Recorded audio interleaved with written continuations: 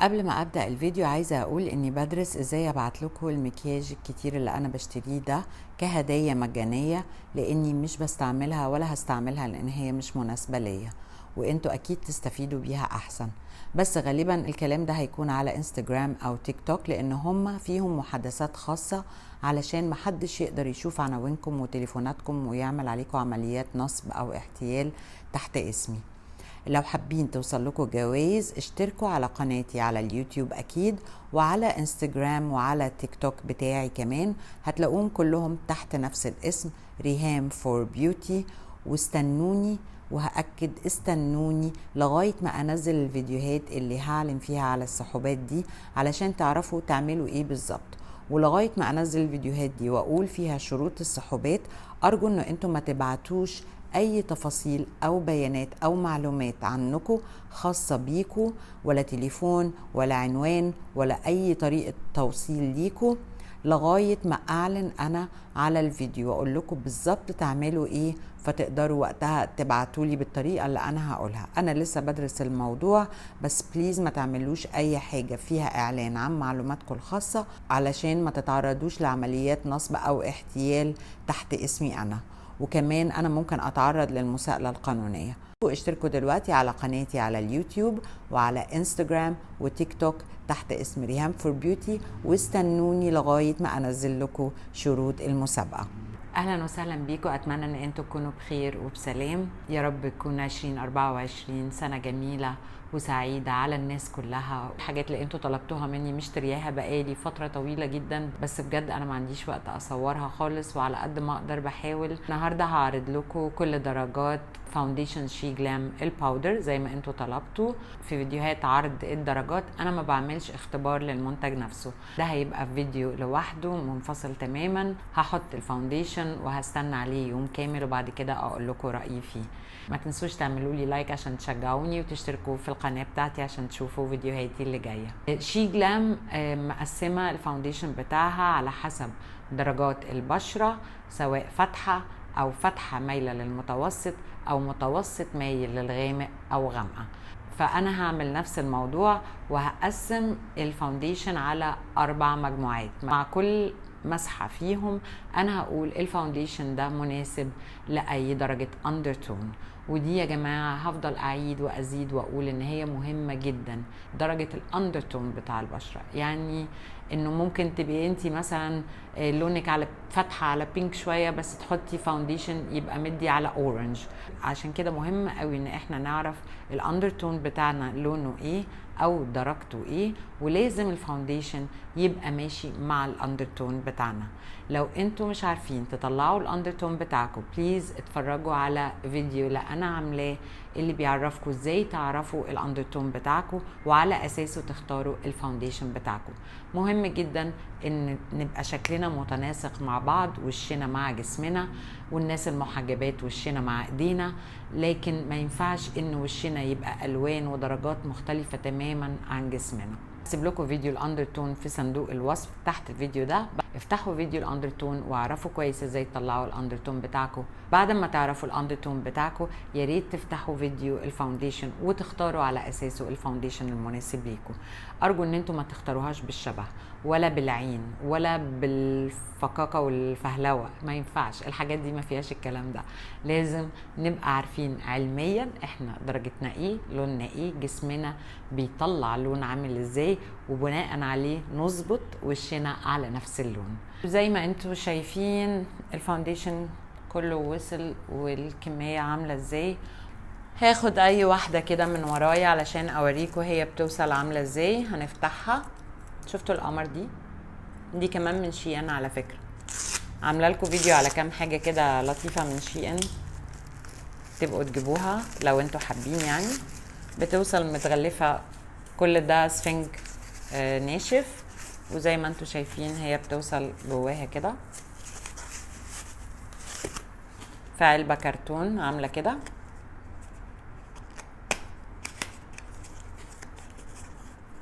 لا تغليف كتير قوي الصراحة، يعني يمكن عشان باودر، وبعدين كمان كيس قطيفة،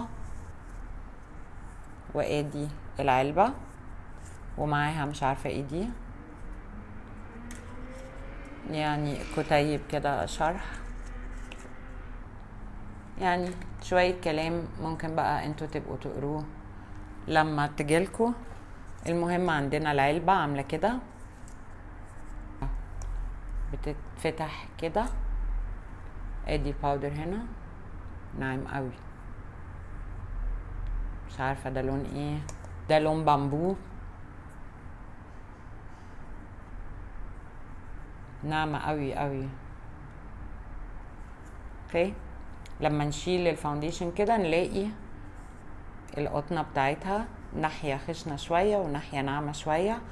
والمراية هنا انا مش هفكها، دي مراية انا مش هفكها عشان لو حد هياخد دي في الهدايا ما بقاش بوظتها له يعني كتير قوي. تمام، تغليف فخم جدا وتحسوا انها حاجة تقيلة كده، يعني ايه، براند تقيل مش حاجات رخيصة صراحة يعني. يلا بينا نبدأ عرض الدرجات. قبل ما نبدأ عايزة اقول لكم على حاجة، ان الفيديو ده بجد تعبني جدا عشان اقدر اظهر لكم الالوان. المشكلة كانت ان الفاونديشن ده بودرة، ففي الاخر هو يعتبر مادة شفافة، يعني في الاخر برضو بشرتي كانت بتبان من تحته وبتأثر على درجة الفاونديشن نوعا ما. ومهما عملت من طبقات فوق بعض برضو البودرة بتفضل شفافة وصعبة قوي ان هي تظهر على الكاميرا. انا ما قطعتش كتير في المشاهد، بالعكس سبتها فترة طويلة وغيرت لكم في الاضاءات ما بين ابيض وضوء شمس، فضلت احرك في ايدي اطول وقت ممكن علشان تقدروا تلقطوا الدرجة المناسبة ليكم. انتوا كمان اعملوا زوم ان وقربوا الشاشة وتأكدوا كويس من الدرجة قبل ما تشتروها. درجات البشرة المتوسطة كانت قريبة قوي من بشرتي وصعبة جدا على الكاميرا. يا ريت تقدروا في الكومنتس تكتبوا لي لو انتوا عرفتوا تطلعوا الدرجة بتاعتكم او لا، علشان لو كده هفكر في ان انا ممكن ارجع اعيد الفيديو تاني. وشكرا لكم على المشاهدة، وارجو ان الفيديو يكون مفيد بالنسبة لكم. هنبدأ أول حاجة مع البشرة العميقة. رقم 1 ناتميج، مناسب للبشرة العميقة مع أندرتون محايد. رقم 2 ترافل، مناسب للبشرة العميقة مع أندرتون خوخي دافي. رقم 3 ساندلوود، مناسب للبشرة العميقة مع أندرتون محايد. رقم 4 هيزل نت، مناسب للبشرة العميقة مع أندرتون دافي ذهبي. رقم 5 راست، مناسب للبشرة العميقة مع أندرتون زيتوني أو أخضر. رقم 6 سيبيا، مناسب للبشرة العميقة مع أندرتون ذهبي دافئ. رقم 7 دارك كلوف، مناسب للبشرة العميقة مع أندرتون محايد. رقم 8 ديب كوفي، مناسب للبشرة العميقة جدا مع أندرتون برونز دافي. رقم 9 كوكو، مناسب للبشرة العميقة جدا مع أندرتون محايد. بالنسبة لدرجة ناتميج وساندلوود، على الرغم من ان هما درجات محايدة بس فيها تاتش خفيف قوي من الاورنج، فخدوا بالكم كويس جدا وركزوا في الفيديو وفي الصورة. ناتميج، ترافل، ساندلوود، هيزل نات، راست، سيبيا، دارك كلوف، ديب كوفي، كوكو. حبيت اوضح لكم ان انا مش مبرقه لكم انتوا في التصوير، انا عيني بصه على الشاشه اللي قدامي علشان اشوف الفيديو طالع عامل ازاي والالوان واضحه لكم او لا، فبس حبيت اوضح النقطه دي عشان ما تفتكروش ان انا مبرقه لكم في التصوير. بعد عرض الدرجات لو هي ماشية مع صفحة شين والوصف بتاعها على صفحة شين أنا مش هعلق، لكن لو لقيتوني علقت وعملت أي تعديل ده بيبقى التعديل اللي أنا شايفاه بعيني، ممكن يبقى الألوان مختلفة شوية عن الصفحة، فأنا بقول لكم اللي أنا شايفاه بعيني. ودلوقتي البشرة المتوسطة العميقة. أول واحد والنات، وده مناسب للبشرة المتوسطة مع أندرتون وردي أو بينك.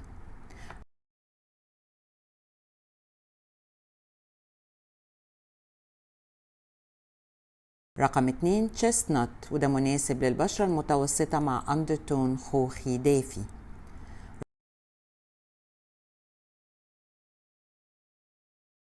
رقم 3 كاشيو، وده مناسب للبشرة المتوسطة مع أندرتون أصفر. لكن أنا شايفة أورنج خفيف فيه. رقم 4 كابتشينو، وده مناسب للبشرة المتوسطة مع أندرتون محايد، وده كمان فيه درجة خفيفة قوي من البينك الأورنج اللي هو زي السلمون. رقم 5 كراميل، وده مناسب للبشرة المتوسطة مع أندرتون ذهبي دافي.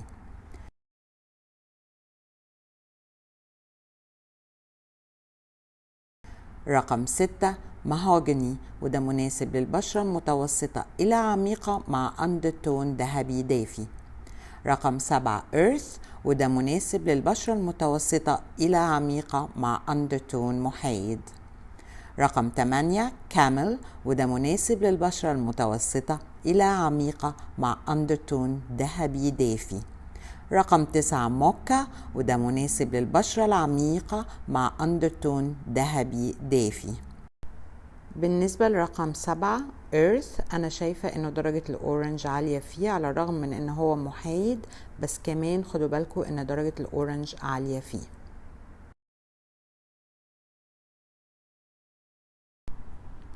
Walnut،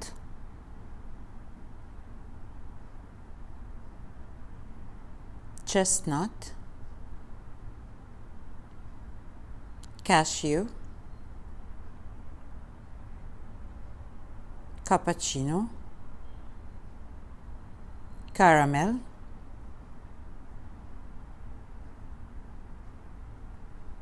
Mahogany، Earth، Camel، Mocha.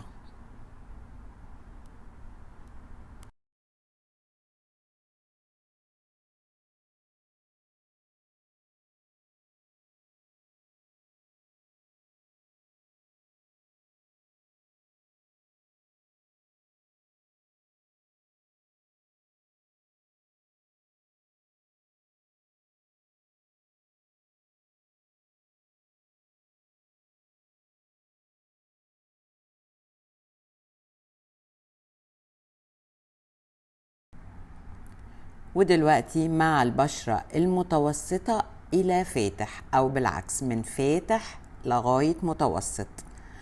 أول واحدة وورم فانيلا، ودي مناسبة للبشرة متوسطة فاتحة مع أندرتون خوخي.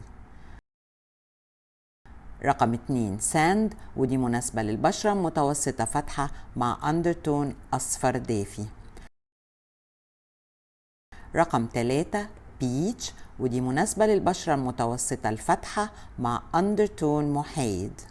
رقم 4 هاني، ودي مناسبة للبشرة المتوسطة فاتحة مع أندرتون وردي أو بينك دافي. رقم 5 باتر سكوتش، ودي مناسبة للبشرة المتوسطة فاتحة مع أندرتون زيتوني أو أخضر محايد. رقم 6 ويت، ودي مناسبة للبشرة المتوسطة مع أندرتون وردي أو بينك.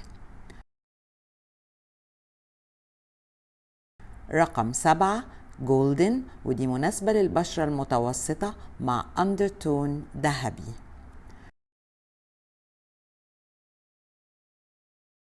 رقم 8 ألموند، ودي مناسبة للبشرة المتوسطة مع أندرتون خوخي دافي.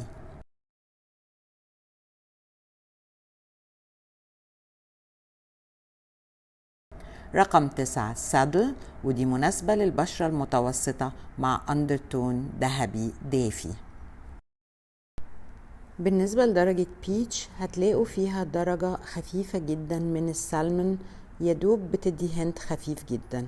أما بالنسبة للباتر سكوتش فهي غالب عليها كمان درجة الأورنج المصفر، الأورنج اللي مدي على أصفر. ده طبعا برضو بيخليها حيادية، بس أنا قلت أوضح لكم إن هي حيادية درجة الأورنج المصفر نوعا ما.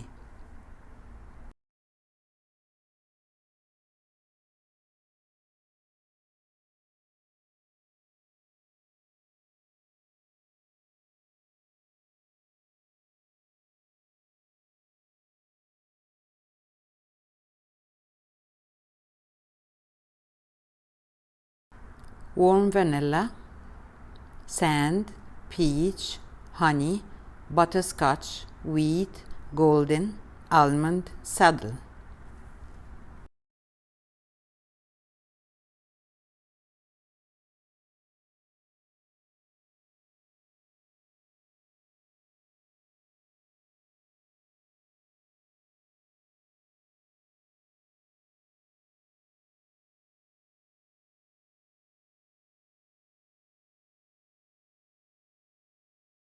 ودلوقتي البشرة الفاتحة جدا إلى البشرة الفاتحة.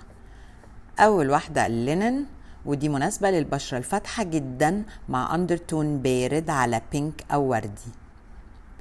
رقم 2 باتر كريم، ودي مناسبة للبشرة الفاتحة جدا مع أندرتون أصفر دافي.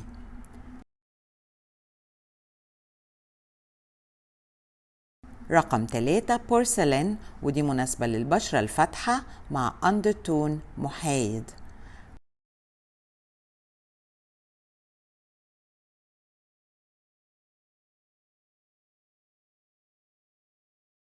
رقم 4 فير، ودي مناسبة للبشرة الفاتحة مع أندرتون وردي دافي.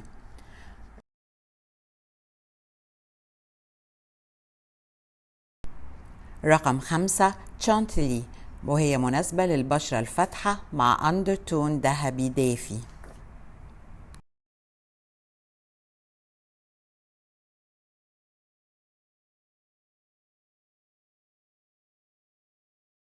رقم 6 بامبو، ودي مناسبة للبشرة الفاتحة مع أندرتون زيتوني أو أخضر. بس حبيت أوضح إن بامبو مدي شوية على مصفر زي ما انتوا شايفين في الفيديو. رقم 7 شيل، ودي مناسبة للبشرة الفاتحة مع أندرتون ذهبي. رقم 8 نود، ودي مناسبة للبشرة الفاتحة مع أندرتون ذهبي دافي.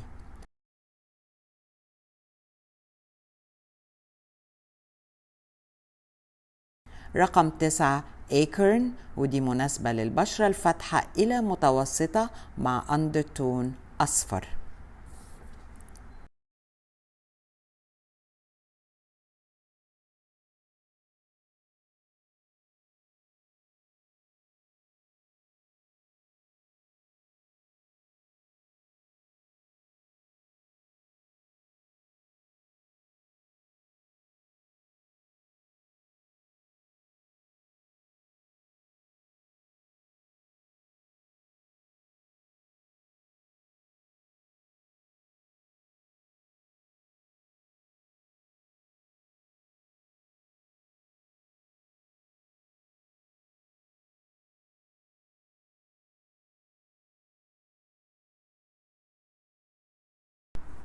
لينن، باتر كريم، بورسلين، فير، تشانتلي، بامبو، شيل، نود، وإيكرن.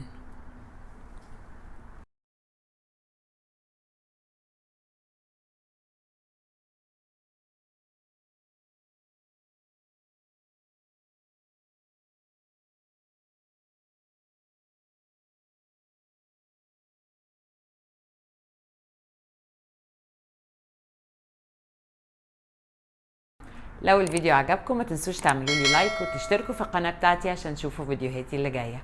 اشوف وشكم على خير.